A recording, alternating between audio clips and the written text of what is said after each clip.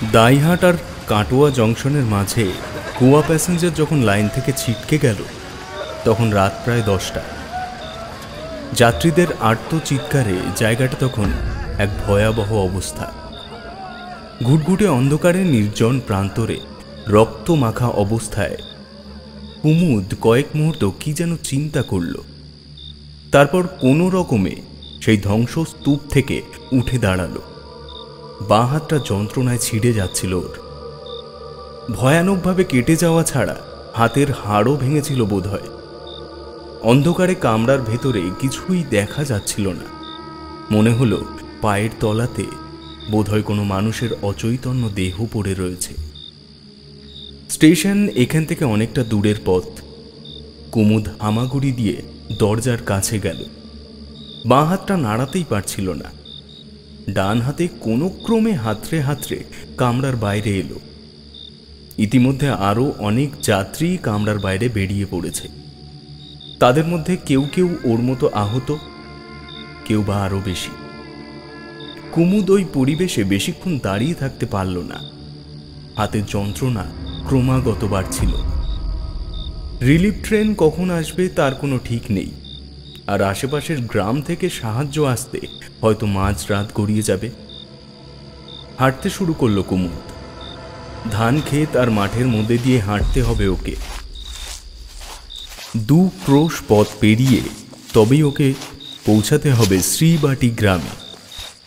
যন্ত্রণায় কাতরাতে কাতরাতে পা চালাতে চেষ্টা করল। মাইলখানিক পথ এবড়ো খেবড়ো ধান ক্ষেতের মধ্যে দিয়ে হাঁটার ফলে পা দুটো আর চলতে চাইছিল না।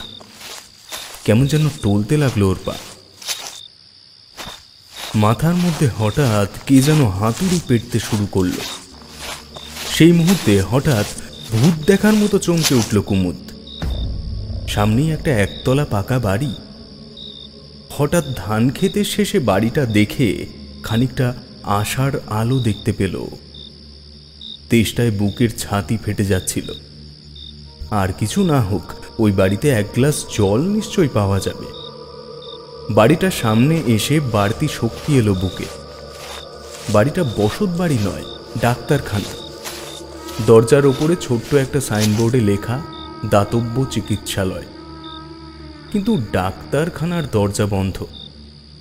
এত রাতে ডাক্তারবাবুকে কি পাওয়া যাবে? ডাক্তারখানার কাছাকাছি কোনো বাড়ি ওর চোখে পড়ল না। দূরে কয়েকটা বাড়ি দেখা যাচ্ছিল বটে, কিন্তু পথ অনেকটা। ডাক্তারবাবু, ডাক্তারবাবু বলে চিৎকার করতে করতে কুমুদ প্রাণপণে শক্তিতে দরজা ধাক্কাতে শুরু করল। ওর মনে হলো গলা দিয়ে কোনো আওয়াজ বেরোচ্ছে না। আরও কয়েকবার নিষ্ফল ধাক্কা মারতে চেষ্টা করল সে। তারপরেই ওর শরীরটা ডাক্তারখানার দরজার উপরে বিকট শব্দ করে পড়ে গেল। গোঙানির মতো অস্ফুট কয়েকটা আওয়াজ করে জ্ঞান হারালো কুমুদ। এমনই অবস্থায় কেটে গেল বেশ কিছুক্ষণ। কুমুদের যখন জ্ঞান ফিরল তখনও ভোরের আলো ফোটেনি। ও দেখল একটা ঘরের মধ্যে শুয়ে আছে সে। ঘরে আসবাবপত্র বলতে খাট, টেবিল, চেয়ার আর একটা বন্ধ আলমারি। দেয়ালে একটা বাঁধানো ফটোগ্রাফ আর বড় একটা কাঠের র্যাকে বিভিন্ন আকারের শিশি বোতলে ভর্তি ওষুধপত্র। টেবিলের উপরে হ্যারিকেনের মৃদু আলো জ্বলছিল টিমটিম করে। হঠাৎ এমন একটা অচেনা পরিবেশে নিজেকে আবিষ্কার করে প্রথমটায় হকচকিয়ে গিয়েছিল। ধরফর করে উঠে বসল বিছানায়। বাঁ হাতটায় প্লাস্টার করা, হাতটা গলার সঙ্গে ঝোলানো। ঠিক তখনই অচেনা একটা স্বরে চমকে উঠল কুমুদ। কি, কেমন লাগছে এখন? আগের থেকে নিশ্চয় অনেকটা সুস্থ। কুমুদ ফ্যাল ফ্যাল করে তাকিয়ে রইল সামনের দিকে। ওর সামনে একজন 25-26 বছরের যুবক স্টেথো হাতে দাঁড়িয়ে। যুবক ডাক্তারটি এগিয়ে এলো ওর দিকে। ওর হাতের প্লাস্টারে কয়েকবার আঙুল ছুঁয়ে বুকে পিঠে স্টেথোস্কোপ বসিয়ে পরীক্ষা করল। তারপর নাড়ি দেখে বলল, কোয়াইট ওকে, তাই না? আমি এখানে কেন? কি হয়েছিল আমার? কুমুদ অবাক চোখে তাকিয়ে রইল। সে কি, কিছু মনে নেই আপনার? Train accident. ডাক্তারবাবুর কথা শেষ না হতেই কুমুদের চোখের সামনে ভেসে উঠল ট্রেন অ্যাক্সিডেন্টের সেই ভয়াবহ দৃশ্য। ও চৌকিতে নিজের প্লাস্টার করা হাতটা চেপে ধরল, নাড়ালেও কয়েকবার। আশ্চর্য, যন্ত্রণার বিন্দুমাত্র অনুভূতি নেই। যুবক ডাক্তারটিকে এতক্ষণ ওর কৃতজ্ঞতা জানানো উচিত ছিল। বেমালুম ভুলে গিয়েছিল সব। লজ্জায় কান দুটো লাল হয়ে উঠল কুমুদের। বলল, আমাকে ক্ষমা করবেন ডাক্তারবাবু, কিছু মনে ছিল না আমার। ছি ছি, ক্ষমা টমার কথা কি বলছেন? অন্ধকারে পথ চিনে আসতে পেরেছিলেন বলেই না ঠিকমতো চিকিৎসা হলো। তা ঠিক, কিন্তু আপনার ফিজ? টাকা পয়সা এখানে লাগে না, এটা দাতব্য চিকিৎসালয়। আমি তাহলে এখন উঠি, আমাকে আবার সেই শ্রীবাটি গাঁয়ে যেতে হবে। আগে সকাল হোক, বাকি রাতটুকু এখানে বিশ্রাম করে যান। হ্যারিকেনের সেই ঝাপসা আলো আধারিতে ডাক্তারবাবু বন্ধ আলমারির দিকে এগিয়ে গেলেন। কুমুদ আর কোনো কথা বলল না, দীর্ঘ নিঃশ্বাস ফেলে জানলার বাইরের দিকে তাকালো। তখনও তারা দেখা যাচ্ছিল আকাশে। কুমুদ শরীরটাকে এলিয়ে দিল বিছানায়। ডাক্তারবাবুর প্রতি কৃতজ্ঞতায় মন ভরে উঠল ওর। যে নিঃস্বার্থ সেবার নিদর্শন যুবক ডাক্তারটি দেখালেন তা তুলনাহীন। কিন্তু ডাক্তারবাবুর নামটা তো জানা হলো না। হঠাৎ কোথায় গেলেন উনি? ঘরের দরজায় খিল লাগানো, খিড়কির দরজাও বন্ধ। কুমুদ কয়েকবার ডাক্তারবাবু বলে ডাকল, কোনো সাড়া পেল না। ঘরের মধ্যে এদিক ওদিক দেখল, কিন্তু কোথাও তার হদিশ নেই। ক্লান্তিতে দু চোখ বুজে আসছিল ওর। আর জেগে থাকতে পারল না কুমুদ। ভোর হতে না হতেই হইচই পড়ে গেল গ্রামে। ট্রেন অ্যাক্সিডেন্ট দেখতে গাঁয়ের সব লোক তখন ছুটছে রেল লাইন ধরে। হঠাৎ কড়া নাড়ার শব্দে ঘুম ভেঙে গেল কুমুদের। আগের চেয়ে ওর শরীর এখন অনেকটা সুস্থ। বাঁ হাতের প্লাস্টার শুকিয়ে খটখটে। খাট থেকে নেমে দরজার দিকে এগিয়ে গেল। ডান হাতে খিল খুলে দেখল বাইরে একজন মধ্যবয়সী ভদ্রলোক দাঁড়িয়ে। এক নজর দেখেই কুমুদ বুঝতে পারল আগন্তুক ভদ্রলোক একজন ডাক্তার। ভদ্রলোক অবাক চোখে কুমুদের পা থেকে মাথা অবধি একবার দেখলেন। ভদ্রলোকের হাতে একটা চামড়ার ডাক্তারি ব্যাগ, গলায় ঝোলানো স্টেথোস্কোপ। ডাক্তার ভদ্রলোক বিস্ময়ে জিজ্ঞেস করলেন, আপনি এখানে কি করে এলেন? আপনাকে তো ঠিক চিনতে পারলাম না। কুমুদ বলল, কাল রাতে ট্রেন অ্যাক্সিডেন্টের পর এখানে এসেছিলাম। বাঁ হাতটা ভেঙে গিয়েছিল। এখানে যে ডাক্তারবাবু ছিলেন তিনি আমার হাত প্লাস্টার করে রাতটুকু বিশ্রাম নিতে বলেছিলেন। ডাক্তারবাবু? ডাক্তারের চোখে মুখে বিস্ময়। আমি ছাড়া অন্য কোনো ডাক্তার তো এখানে নেই। আর কম্পাউন্ডার যিনি আছেন তিনি তো কাল রাতে আমার সঙ্গে গিয়েছিলেন। এতক্ষণ হয়তো উনি সদর হাসপাতালে ট্রেন অ্যাক্সিডেন্টের রিপোর্ট দিতে পৌঁছে গেছেন। তাহলে উনি কে? কুমুদ হাঁ হয়ে গেল ডাক্তারের কথায়। ডাক্তারবাবু কুমুদকে খাটে বসালেন, হাতের ব্যাগ টেবিলে রেখে জিজ্ঞেস করলেন, যিনি আপনার ট্রিটমেন্ট করেছিল তিনি কি এই ঘরে তালা খুলেছিলেন? সেই কথা বলতে পারবো না, কুমুদ বলল। আমি এখানে পৌঁছাতেই জ্ঞান হারাই। তারপর? জ্ঞান যখন ফিরল দেখলাম ওই খাটে শুয়ে, বাঁ হাতে প্লাস্টার করা। যিনি প্লাস্টার করেছিলেন তাকে দেখেছিলেন? হ্যাঁ, জ্ঞান ফেরার পর উনি আমাকে পরীক্ষা করেছিলেন তখন দেখেছিলাম। পরে আবার ঘুমিয়ে পড়েছিলাম আমি। তারপর আর দেখিনি ওকে। উনি আমাকে একলা ফেলে কোথায় যে চলে গেলেন। কত ডাকলাম, কিন্তু কোনো সাড়া শব্দ পেলাম না। আশ্চর্য! এই গায়ে ভাঙা হাত জোড়া দিতে পারে এমন কোনো লোক আছে বলে তো শুনিনি। কেমন দেখতে ছিল ওই ডাক্তারটি? 25-26 বছর বয়স হবে। চেহারাও বেশ ভালো, লম্বা চওড়া, মুখে চাপ দাড়ি। সত্যি অমন ভদ্রলোক জীবনে দুটো দেখিনি আমি।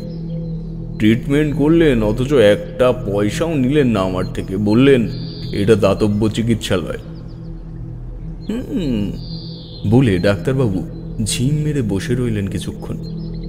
উনি কিছুতেই ভাবতে পারছিলেন না কে সেই ডাক্তার যে দরজার তালা খুলে চিকিৎসা করার সাহস দেখাবে। এই গাঁয়ের কোনো ছেলে কি তবে ডাক্তারি পড়ছে? তাই বা কি করে হয়?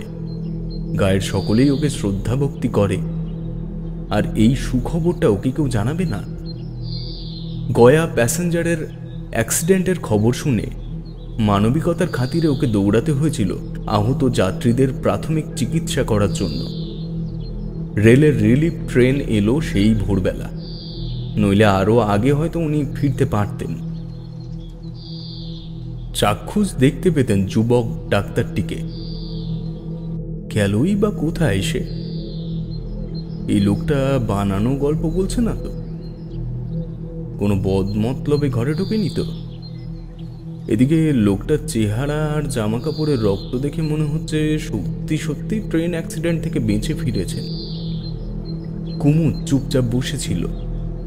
হঠাৎ দেওয়ালে টাঙানো ফটোগ্রাফের দিকে চোখ পড়তেই চমকে উঠল। চিৎকার করে ছবির দিকে আঙুল তুলে বলল, ওই তো সেই ডাক্তারবাবু। সম্বিত ফিরে পেয়ে ডাক্তারবাবু চমকে উঠলেন। হ্যাঁ, কই? তারপর ছবির দিকে চকিতে তাকিয়ে ফের বললেন, ও এসেছিল? কুমুদ ঘাড় নেড়ে সাই দিল। দ্রুত বুক ওঠানামা করতে শুরু করলো ডাক্তারবাবু। কিন্তু ডাক্তারের চাহনি হঠাৎ কেমন যেন ঘোলাটে হয়ে গেল। বন্ধ আলমারির দিকে তাকিয়ে ফিসফিস করে বলে উঠলেন, অসম্ভব। তারপর কুমুদের কাঁধে দু হাত রেখে উত্তেজিত হয়ে ঝাঁকুনি দিলেন। ঠিক ঠিক বলছেন আপনি? ছবিতে যাকে দেখেছেন সেই এসেছিল? কুমুদ ছবিটা আর একবার দেখে নিশ্চিত হলো। বিনয়ীভাবে বলল, অমন ভদ্র ডাক্তারের নামে আমি কি মিথ্যে কথা বলতে পারি?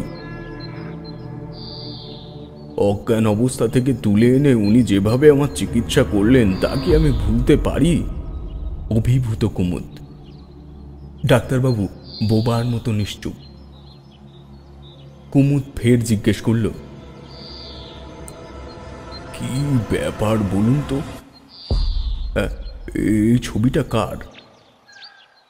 ডাক্তারবাবু কড়িকাঠের দিকে তাকিয়ে লম্বা একটা নিঃশ্বাস ফেলে গলা থেকে স্টেথোস্কোপ খুলে পড়লেন, সত্যি যদি ও এসে থাকে আর সচক্ষে আপনি দেখে থাকেন, ওর কথা আমি রেখেছি, তাহলে এতদিনের পরিশ্রম আমার সার্থক। কুমুদ মাথা মুন্ডু কিছুই বুঝতে পারছিল না। ডাক্তারবাবুর কথা কেমন যেন হেঁয়ালি বলে মনে হচ্ছিল ওর। এতদিন কাউকে যে কথা বলতে পারিনি, আজ আপনাকে সেই কথা বলছি। আমার কাছে বড় মর্মান্তিক ঘটনা। ডাক্তারবাবু বলতে লাগলেন, বছর 20 আগের কথা। সিরাজুল আর আমি একই সঙ্গে ডাক্তারি পড়তাম। দুজনে ছিলাম অভিন্ন হৃদয় বন্ধু। বেশ ভালো স্টুডেন্ট ছিল। কলেজের ছাত্রছাত্রী মহলে ও ছিল খুব পপুলার। ওর জীবনের ধ্যান জ্ঞান ছিল আত্মের সেবা। ডাক্তারি পড়তে পড়তে নিজের পকেট খরচা থেকে গরিব মানুষের চিকিৎসা করত, ওষুধপাতিও কিনে দিত। ওর খুব ইচ্ছে ছিল ভবিষ্যতে আমরা দুজনে কোনো গ্রামে গিয়ে দাতব্য চিকিৎসালয় খুলি।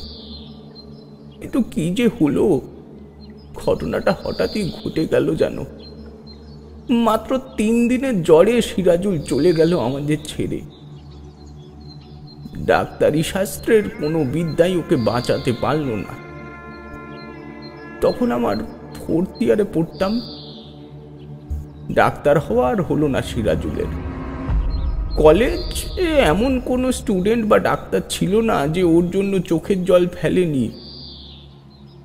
কথা বলতে বলতে চোখ ছলছল করে উঠল ডাক্তারবাবু। শিরশির করে উঠল কুমুদের গোটা শরীর। ও আর চোখে একবার হাতের প্লাস্টারের দিকে তাকালো। গলা শুকিয়ে কাঠ, কোনো স্বর বেরোল না গলা দিয়ে। ডাক্তারবাবু রুমালে চোখ মুছতে মুছতে ফের বললেন, ওর মতো মানসিকতা আমি আর অন্য কোনো মানুষের মধ্যে দেখিনি।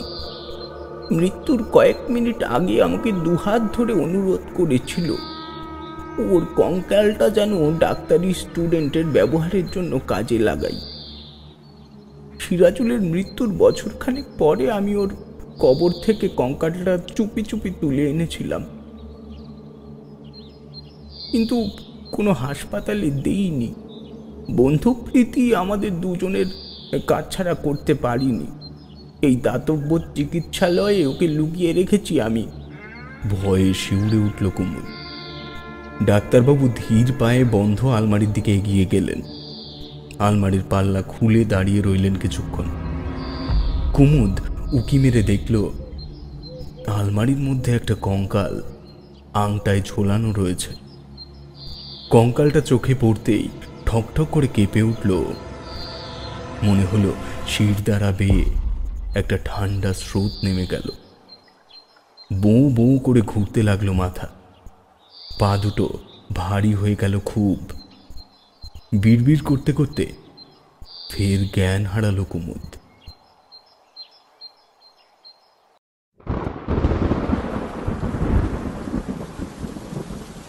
বৃষ্টি জোরেই পড়ছিল, তবে ঘন ঘন বিদ্যুতের ঝিলিক আর মেঘের গর্জন তেমন ছিল না।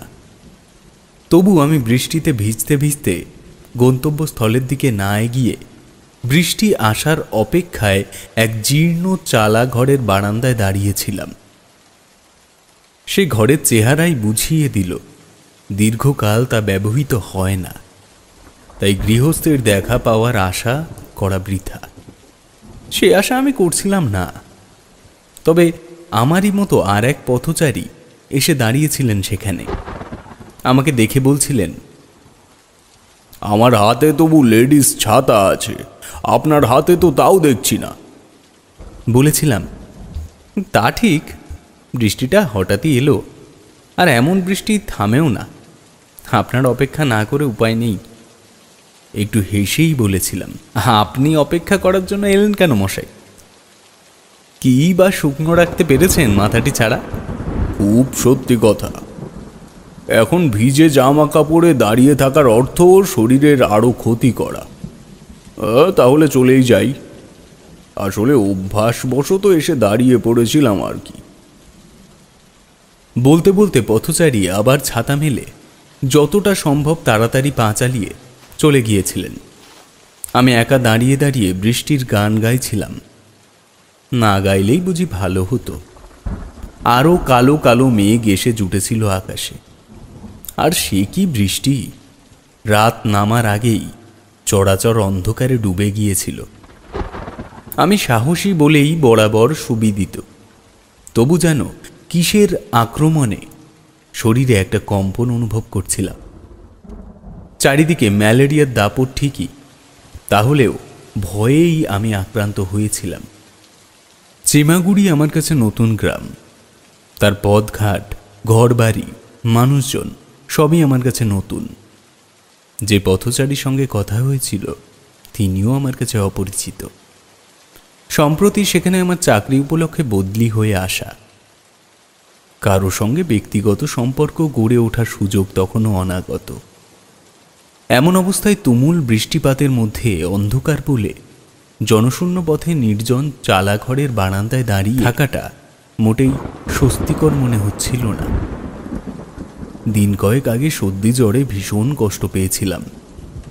অভিজ্ঞ চিকিৎসকের চিকিৎসাধীনে না থাকলে সুস্থ হয়ে ওঠা তো দূরের কথা, শরীরে হয়তো অন্য কোনো জটিল উপসর্গ দেখা দিত। তাই বৃষ্টিতে ভেজাটা পরিহার করতে চেয়েছিলাম। 1.5 কিলোমিটার পথ পায়ে হেঁটে আসার 6 ঘড়ি যাওয়ার কথা। সেখান থেকে বাস ধরে বা 3 চাকার ভ্যানে 9 কিলোমিটার গেলেই সাগরে আমাদের দপ্তরের ইন্সপেকশন বাংলো, কপিল মুনির আশ্রমের কাছেই। বৃষ্টিটা ঝেঁপে না এলে যাওয়াটা কোনো সমস্যা ছিল না। মহা মুশকিলেই পড়ে গিয়েছিলাম। ভিজতে ভিজতে যাওয়ার অর্থ গন্তব্যস্থানে না পৌঁছানো পর্যন্ত ভিজে জামা কাপড়েই থাকা। ফিরে গেলে অবশ্য কিছুক্ষণ বাদেই ভিজে জামা কাপড় ছেড়ে ফেলা সম্ভব। তবে ফিরে গেলে একটা গুরুত্বপূর্ণ কাজে বাধা পড়ায় সরকারের প্রচুর ক্ষতি। যাব কি ফিরব ভাবতে ভাবতে আমি অস্থির হয়ে বারান্দায় পায়চারি করছিলাম। এতক্ষণ বৃষ্টি থামলেও তো পারত, কিন্তু সেরকম কোনো লক্ষণই ছিল না। শেষ পর্যন্ত ফেরাটাই স্থির করেছিলাম। গিয়ে যদি কঠিন অসুখে পড়ে মারা যাই, তাতেও সরকারের ক্ষতি কম নয়। গ্রুপ ইন্স্যুরেন্স স্কিম থেকে আমার পরিবারকে দিতে হবে ৮০,০০০ টাকা। তাছাড়া আমার পরিবারের একজনকে চাকরিও দিতে হবে। আমার অনুপস্থিতিতে ক্ষতিটা নিশ্চয়ই তার চেয়ে বেশি দাঁড়াবে না। ফেরার জন্য পা বাড়াতেই একটা কঠিন কণ্ঠস্বর শুনতে পেয়েছিলাম। যেও না, কথা আছে। কে কে কে তুমি? সবই বলবো, আগে তুমি স্থির হয়ে বসো। বসতে পারলে তো ভালোই হতো, দাঁড়িয়ে থাকতে থাকতে পা ব্যথা করছে। বসার জন্য তুমি কি চাও? অবশ্যই মাটিতে বসতে আমি অভ্যস্ত নই। ঠক করে একটা শব্দ হয়েছিল পায়ের কাছে। বুঝতে পেরেছিলাম বসার জন্য কিছু দেওয়া হয়েছে আমাকে। সঙ্গে সঙ্গে তাতে বসে পড়ে বলেছিলাম, এবার বলো তুমি কে? আগে তো ছিলে না, কখন এলে? কোথা থেকে ঢুকলে? পেছনে যে দরজা নেই তা তো আমি জানি, দরজাই একটাই, আর এখানেই আমি দাঁড়িয়েছিলাম। দেখতে না পাওয়ার কারণ কি? বাবা, একসঙ্গে এত প্রশ্ন! অন্ধকারে ঘরের ভেতর থেকে কণ্ঠস্বর ভেসে এসেছিল। বলেছিলাম, প্রশ্ন ধরে ধরে তোমাকে উত্তর দিতে হবে না, তুমি শুধু বলে যাও তোমার কথা, তাতেই আমার সব প্রশ্নের উত্তর পেয়ে যাব। শোনো তবে। খানিকক্ষণ তবু নিঃশব্দে কেটেছিল। তারপরেই অন্ধকার থেকে গম্ভীর কণ্ঠস্বরে শোনা যাচ্ছিল রহস্যময় কারো অতীত কথা। আমার নাম কুদুর মালি। ফুলের চাষ করতাম আর ফুল বিক্রি করে জীবিকা নির্বাহ করতাম। মোটা ভাত কাপড়ের অভাব ছিল না। বিয়ে করেছিলাম, 3টি সন্তানের বাপও হয়েছিলাম। আমার বাপ মা মারা যাওয়ার পর তাদের পরলৌকিক কাজেও কৃপণতা করিনি। গয়ায় গিয়ে পিণ্ড দেওয়াও বাকি রাখিনি। সন্তানদের ভবিষ্যৎ যাতে উজ্জ্বল হয় সে চিন্তাও করতাম। তারা স্কুলে পড়ত আর তাদের বই নিয়ে আমি ঘরে পড়াতাম। অভিভাবকদেরও যে মূর্খ থাকা উচিত নয় তা বুঝতাম। দেশের খবরাখবরও রাখতাম। কোন দলকে ভোট দেওয়া উচিত তা নিয়ে নিজের মধ্যে একটা মতাদর্শ গড়ে উঠেছিল। কারো কথায় অপাত্রে আমি ভোট দিতাম না। ব্যাপারটা যদিও গোপন রাখার কথা, কিন্তু কথায় কথায় প্রকাশ হয়েই পড়ে। আমার কথাবার্তা শুনে চতুর লোকে বুঝেই নিয়েছিল আমি কোন দলের সমর্থক, আমি কোন দিকে ছাপ দিই। আমার সমর্থিত দল হেরে যেতেই আমার উপর নেমে এসেছিল কঠিন শাস্তি। আমাকে সপরিবারে ভিটে ছাড়া করা হয়েছিল। আমাদের 5 জনকে ঠাঁই দিতে পারে এমন আত্মীয় কেউ ছিল না, তাই দূরে গিয়ে ঘর ভাড়া করেই আসতে হয়েছিল। কিন্তু আয় না থাকায় অল্প দিনেই সঞ্চিত অর্থ ফুরিয়ে গিয়েছিল। শুরু হয়েছিল অর্ধাহার আর অনাহার। ভাড়া বাকি পড়ায় বাড়িওয়ালা গালমন্দও শুনতে হয়েছিল। একটা অপদার্থ স্বামীকে গিন্নি সহ্য করতে পারছিল না, আর ছেলেমেয়েরা খিদের জ্বালায় কান্নাকাটি করছিল। আরও ভয়াবহ দিন এগিয়ে আসছে বুঝতে পেরে এই পৃথিবীর মায়া ত্যাগ করে চলে যাওয়াই ভালো মনে করেছিলাম। একা নয়, সপরিবারে বিষ সংগ্রহ করে পানীয় জলে মিশিয়ে দিয়ে বলেছিলাম, এইসব সবাই মিলে জলই পান করি, খিদে না হোক তেষ্টা তো মিটবে। একই সঙ্গে 5 জন মৃত্যুর কোলে ঢলে পড়েছিলাম। এবার নিশ্চয় বুঝতে পারছো আমি কে। আমার ঢোকা কেন তুমি দেখতে পাওনি? আমি কাঁপা কাঁপা কণ্ঠস্বরে বলেছিলাম, আমি তো অনেক আগে অনুমান করেছিলাম প্রকৃতির এখন ভয়াল রূপ, এর মধ্যে তুমি এবং তোমার মতো যারা, তারাই তো রহস্যজনকভাবে দেখা দেবে। তোমাদের কথা আমি গল্পে লিখব কুদুর। এক দলের সমর্থকেরা যদি আর এক দলের সমর্থকদের সহ্য করতে না পারে, তাহলে কিসের গণতন্ত্র? কুদুরের কণ্ঠস্বর ভেসে এসেছিল, বলেছ ভালো কথাই, কিন্তু গল্প লেখার সময় তুমি পাবে না যে। আমি আরো ভয় পেয়ে বলে উঠেছিলাম, হ্যাঁ, এ কথা কেন বলছো? তুমি কি আমাকে মেরে ফেলবে? মানুষের হিংস্রতা তোমার মধ্যেও কেন থাকবে কুদুর? তোমার তো লোভ লালসা থেকে মুক্ত থাকারই কথা। তোমাদের আশ্রয়ের দরকার হয় না, আবাসস্থলের দরকার হয় না, বায়ুই তোমাদের খাদ্য। অন্ধকার ঘর থেকে কুদুরের কণ্ঠস্বর আবার ভেসে এসেছিল, তা ঠিক, তবে তোমাদের দিক থেকে একটা অসুবিধা দেখা দিয়েছে। খিদে তেষ্টা দুটো নিয়েই মরতে হয়েছিল সেদিন। বিষ মেশানো জল মুখে দেবার সঙ্গে সঙ্গেই শুরু হয়েছিল মৃত্যু যন্ত্রণা। তেষ্টা মেটাবার সুযোগ পাওয়া যায়নি। সেই তেষ্টা সর্বক্ষণই অনুভব করি। ভূতের খিদে থাকে না, কিন্তু তেষ্টা থাকে। সেই তেষ্টা মেটে কেবল রক্তপানে। বারবার প্রয়োজন হয় না, একবারই। তারপর তার খিদে তেষ্টা কিছুই থাকে না, তার মুক্তির পথ সুগম হয়। প্রশ্ন করেছিলাম, তো তোমার স্ত্রী ও ছেলে মেয়েদের খবর কি? তারাও কি তোমার মতো তেষ্টায় কাতর? অবশ্যই, একটু বাদেই তারা আসবে এখানে। এটাই তো আমাদের বাড়ি।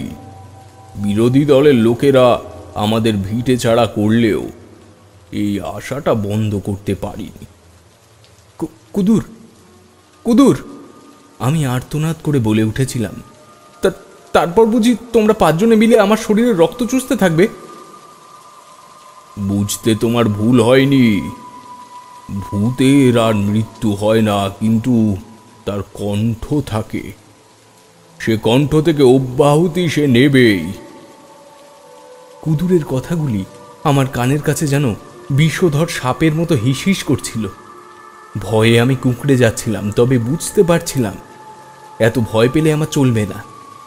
মনে সাহস রেখে সে চেষ্টাই আমার করতে হবে, যাতে মৃত্যুকে রাখা যায়। অনেকটা স্বাভাবিক স্বরেই বলেছিলাম, কুদুর, তোমাদের যারা ভিটে ছাড়া অনাহারে মরে যেতে বাধ্য করেছে, তাদের রক্তে তেষ্টা মেটাও। কোনো নিরীহ পথচারীর দিকে লোলুপ দৃষ্টি দিও না। কুদুরের কণ্ঠস্বর শুনেছিলাম, বাবু, বাঘ যেমন আগে যাকে পায় তাকেই খায়, আমরাও তেমনই। কার রক্তে তেষ্টা মেটাবো তাই নিয়ে শত্রু মিত্র বাছাই চলে না। আমার স্ত্রী ও ছেলে মেয়েরা এলেই বুঝতে পারবে তেষ্টায় তারা কি কষ্টটাই না পাচ্ছে। শত্রু ধরার জন্য অপেক্ষা তারা করবেই না। আমি মনে মনে স্থির করে ফেলেছিলাম, এই মুহূর্তে আমাকে পালাতে হবে। আর বৃষ্টিতে ভেজা না ভেজা মরণ বাচন দেখা চলবে না। আমি পা বাড়াতে যেতেই কুদুরের কণ্ঠস্বর এসে কাল ছবল মেরেছিল, পারবে না। সাপ যেমন পালাতে না দিয়ে টেনে নেয় তার খাদ্যকে, আমরাও তেমন ভাবেই তোমাকে টেনে নেব। ধীরে ধীরে, রাস্তায় নয়, এই অন্ধকার ঘরেই তোমাকে প্রবেশ করতে হবে। আমি কুঁকিয়ে উঠেছিলাম, কুদুর, কুদুর, আমায় বেরো না। আমি আমি মেরো না। আমি একা নই, আমার সংসার আছে। আমি মরে গেলে আমার সাজানো বাগানও শুকিয়ে যাবে। কুদুর, শোনো শোনো, কোনো বিচারক যখন তার আসনে বসেন, তখন একটা কথা তিনি কখনো ভুলেন না, যে বিনা দোষে কেউ যেন সাজা না পায়। আমি নির্দোষ। কুদুর, আমাকে কেন সাজা দেবে? হ্যাঁ। সেই মুহূর্তে অন্ধকার ঘরে আরও কারো কারো উপস্থিতি টের পাওয়া যাচ্ছিল। কুদুরের কণ্ঠস্বর ভেসে এসেছিল, আমার স্ত্রী ও ছেলে মেয়েরা এসে গেছে। আমি বড় মিনতি সুরে বলেছিলাম, তাদের তুমি জিজ্ঞাসা করো কুদুর, নিশ্চয়ই তারা আমার রক্তে তেষ্টা মেটাতে চাইবে না। দুঃশাসনের রক্ত পান করেছিল ভীম, তোমরাও এই সুযোগ দুঃশাসনে রক্তই পান করবে? হ্যাঁ, তোমরা কয়েকজনের নাম বলো আমাকে, তাদের মধ্যে অন্তত একজনকে আমি ধরে নিয়ে আসবই। না না, আর একেবারেই অপেক্ষা করা যাবে না। আমরা আর সহ্য করতে পারছি না তেষ্টার কষ্ট। বড় নির্মমভাবে আঘাত করেছিল আমাকে এই প্রস্তাব। তাদের ছেলে মেয়েদের কণ্ঠস্বর শুনেছিলাম, রক্ত চাই, রক্ত চাই, যেন পিপাসায় ভেঙে পড়া মানুষরা জল চাই, জল চাই বলে চেঁচাচ্ছে। এতই করুণ অনুরুরণ। আমি বুঝতে পেরেছিলাম আমার বাঁচার আর কোনো পথ নেই। আপনজনের মুখ একে একে চোখের সামনে ভেসে উঠছিল। জীবিত মৃত সকল আত্মীয় স্বজন, বন্ধু বান্ধবের কথাও ভাবছিলাম। স্মরণ করছিলাম আমার পরলোকগত বাবা মাকে। দেবদেবীদের উদ্দেশ্যেও প্রণাম নিবেদন করে চলছিলাম যেন শেষ বিদায়ের আগে। রণে বলে জলে জঙ্গলে বিপদে পড়লে যাকে স্মরণ করলে রক্ষা পাওয়ার সম্ভাবনা থাকে তাকেও স্মরণ করছিলাম বই কি। তারপর তাকিয়েছিলাম ঘরের নিবিড় অন্ধকারের দিকে। 5 জোড়া চোখ সত্যি চলছিল লোভী জানোয়ারের চোখের মতো। আর দেরি নয়, শুভস্য শীঘ্রম। এসো এসো, এই বলে এগিয়ে আসছিল সেই পরিবার। আমি টলছিলাম, ঘেমে জল হয়ে যাচ্ছিলাম, তবু উঠে দাঁড়িয়ে অন্ধকার ঘরের দিকে আমার না এগিয়ে উপায় ছিল না। আমাকে ঘিরে ধরে তারা 5 জন উল্লাসে ফেটে পড়েছিল। ভয়ালো মৃত্যুকে আমি যেন প্রত্যক্ষ করছিলাম। সর্বশক্তি প্রয়োগ করে বাধা দেব কিনা ভাবছিলাম, কিন্তু তাদের সঙ্গে ধস্তাধস্তি করব। তারা যে ছায়া, ছায়া কিনা তাও পরীক্ষা করে দেখেছিলাম। সজোরে ঘুষি চালিয়ে দিলাম, কিন্তু কিছুতে আঘাত করার অনুভূতি হচ্ছিল না। শুধু তাদের খিলখিল হাসি আরও যেন উচ্চ গ্রামে বেজে উঠছিল। আমি ব্রহ্মা বিষ্ণু মহেশ্বরকে শেষবারের মতো স্মরণ করেছিলাম। আকাশ তখন বিদ্যুৎ চমকাচ্ছিল। মুহুর্মুহু বজ্রপাতের মতো মুহুর্মুহু সে চমকানি। বিদ্যুৎ লোকে উদ্ভাসিত হয়ে উঠেছিল সেই অন্ধকার ঘর। 10টি ভূত প্রেতনির চোখ একই সঙ্গে নিভে গিয়েছিল। তাদের ছায়া শরীরও অদৃশ্য হয়েছিল সেই সময়। মনে হয়েছিল আমি তাদের কবলমুক্ত, কিন্তু কতক্ষণের জন্য? মধুসূদনের কবিতার লাইন মনে হয়েছিল, ক্ষণপ্রভা প্রভা দানে বরায় মাত্র আধার পথিকে বাঁধিতে। তবে বিদ্যুৎ লোকে একটি বস্তু আমার দৃষ্টিগোচর হয়েছিল। সেটি করতাল। হয়তো কোনো বৈরাগী পাশে রেখে ঘুমিয়ে পড়েছিল পরিত্যক্ত ঘরে। জেগে উঠে চলে যাওয়ার সময় নিতে ভুলে গিয়েছেন। আমি এক লাফে ঘরে এসে হাতে করতাল তুলে নিয়েছিলাম। ঘর তখন আবার অন্ধকারে আচ্ছন্ন। শুধু ভূত প্রেতনির চোখগুলোতেই লোভের আগুন। সে আগুনে তাদের ছায়া শরীরও ঈষদৃশ্যমান। কুদ্রুর কণ্ঠস্বর গম গম করে উঠেছিল, করতাল লোহার হলে রেহাই পেতে, পিতলকে আমরা গ্রাহ্য করি না। তোমার রক্তই আমাদের তেষ্টা মেটাবে। মৃত্যুর জন্য প্রস্তুত হও। আমার উপর তাদের ঝাঁপিয়ে পড়ার আগেই আমি করতাল বাজিয়ে গান গেয়ে উঠেছিলাম, হরে কৃষ্ণ হরে রাম রাম রাম হরে হরে, হরে কৃষ্ণ হরে কৃষ্ণ কৃষ্ণ কৃষ্ণ হরে হরে, হরে কৃষ্ণ। সে গান গাইতে গাইতে আমি ঘর থেকে বারান্দায় এবং বারান্দার থেকে পথে বেরিয়ে এসেছিলাম। আমাকে টেনে রাখবে কার সাধ্য?